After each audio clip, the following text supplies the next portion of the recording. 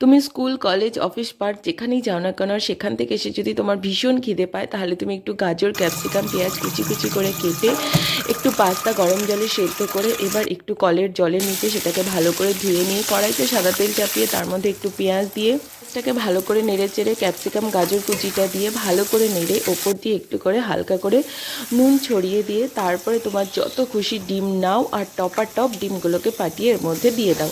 তারপরে ভালো করে ডিমটাকে নেড়ে চেড়ে একটু ভাজা হয়ে গেলে এর মধ্যে পাস্তা দিয়ে ওপর দিয়ে পাস্তা সস দিয়ে ভালো করে একটু নেড়ে নিয়ে তারপরে আবারও একটু ওপর দিয়ে পাস্তা মশলা দিয়ে জাস্ট 2 মিনিট ভালো করে নেড়ে চেড়ে হতে দেবো।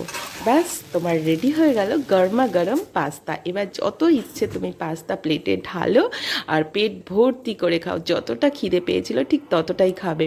আর দেখো এটা খেতেও দারুণ হয়েছে আর এটা দেখতেও কত সুন্দর হয়েছে। অবশ্যই কমেন্ট করে জানাও কেমন লাগলো পাস্তাটা খেতে।